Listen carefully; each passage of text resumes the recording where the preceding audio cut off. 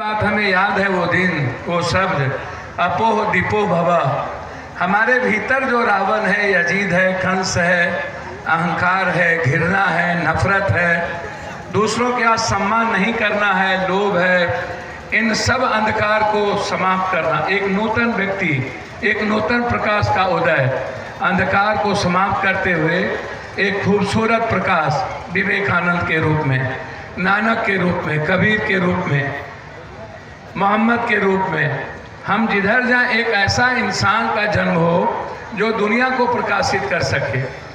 भगवान का मतलब क्या है? जो दूसरों को मुस्कुराने का अवसर देता हो, जो दूसरों को जीने का अवसर देता हो, जो दूसरों के आंसू पोंछते हो, जो दूसरों के को जीने का एक रास्ता देता हो, एक ऐसा पथिक। आप तो वैसे ही भगवान के सबसे सानिध्य हैं।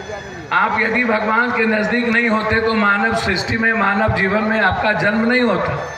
आप किसी और जोने में जन्म लेते, जानवर में, जंगल में, सब कुछ में, अन्य जीवों में लेते, प्रकृति में लेते, मानव जीवन में नहीं लेते। आपका कोई सत्कर्म रहा होगा उस जन्म में कि ईश्वर ने आपको बेटे के रूप में, बेटी के रूप में अपने नज़दीक रखा।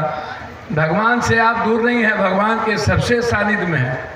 भगवान ने आपकी भूमिका तय कर दी है और आपकी भूमिका है, भगवान ने जिस खूबसूरत रचना को बनाया है उस रचना को खूबसूरत सजा करके सुंदर रखना, उस पथ पर हर इंसान को चलने का राइट और अधिकार, उसके मुस्कुराने का रास्ता आप लोग को तय करना है।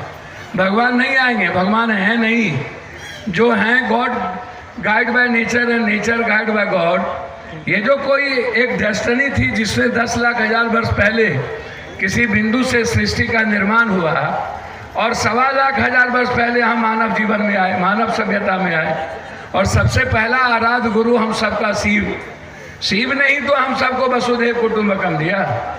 शिव ने ही तो हम सबको सर्वधर्म संभव दिया, सार्वभौमिकता दी। शिव नहीं होते तो हम तो जान ही से नहीं पाते कि परम सत्ता होता क्या है। हम एक ही पिता, एक ही सत्ता के तो हम वारिस हैं। कोई हिंदू, मुसलमान, जादव, राजपूत, तेली, सौ, चौधरी, शर्मा, जुल्हा, नुनिया, चंदवंशी, केवराज, गोढ़ी, साज, जसवाल, ये कुछ नहीं है, बिल्कुल कुछ नहीं है। आप कृष्ण के समय में लीजिए या रामायण की भूमिका को आप देखिए। यदि रामायण की रचनाओं की खूबसूरती वाल्मीकि से है तो वाल्मीकि को तो आप लोगों ने डोम बना दिया, और यदि रामायण की रचना केवट के रास्ते भी है तब भी आप उठा के देखिए।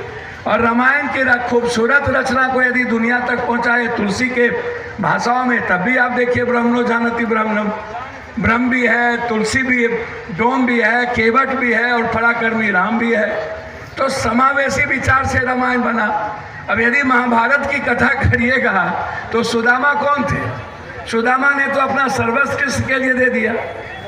यदि आप महाभारत को देखिएगा तो आप उठाइए अर्जुन का रिश्ता कृष्ण के साथ। सुदामा को आप कैसे महाभारत की कल्पना से अलग कर सकते हैं? राम और सबड़ी के जूठा को आप कैसे, यदि जाति होती तो राम और सबड़ी का रिश्ता नहीं होता, जाति होती तो राम और केवट का रिश्ता नहीं होता, जाति होती तो अर्जुन की बहन और कृष्ण की बहन का शादी एक दूसरे से होता ही नहीं, जाति तो थी नहीं।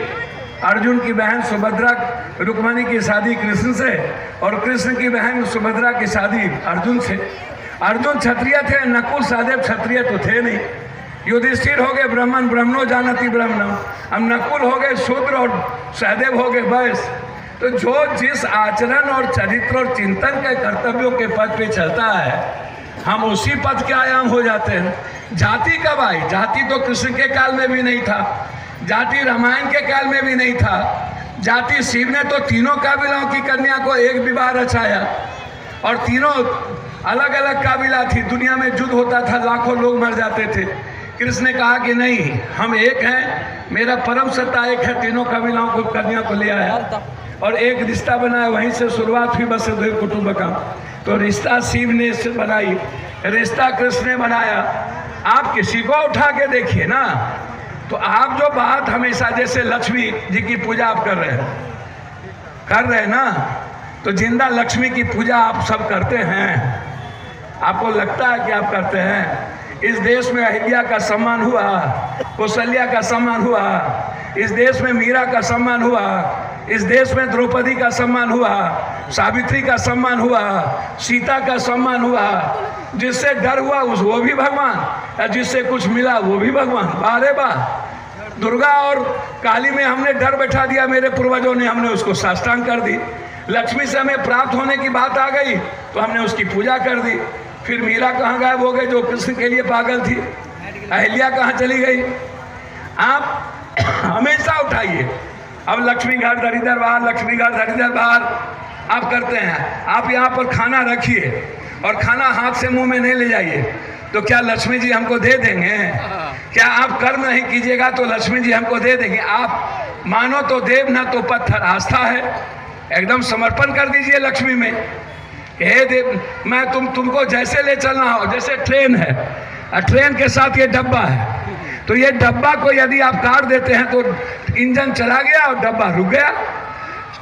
आप क्या करते हैं? आप अपना ये गलत दिमाग भगवान में भी लगाते हैं। वहाँ आप जैसे ही दिमाग लगाइएगा भगवान दूर हो जाएगा। कहाँ आपका भगवान? दे ना दीजिए हमको अहंकार, आप अपना दे दीजिए अपने भीतर का अहंकार पप्पू यादव को। जहाँ मैं है ना, मैं, वहाँ हरि नहीं है। जहाँ अहंकार है वहाँ भगवान नहीं है। जहाँ डर है वहाँ मानवता नहीं है। अब कृष्ण ने तो नाग पंचमी, नाग का वध किया था, आप नाग पंचमी में भी करते हैं और कृष्ण को भी मानिएगा, नाग का भी पूजा कीजिएगा। कृष्ण ने तो गोवर्धन पहाड़ उठाया था। क्यों उठाया था? इंद्र ने कहा कि मैं दुनिया का सबसे भगवान हूँ, यदि नहीं मानोगे तो मैं बारिश से पूरी दुनिया खत्म कर दूंगा।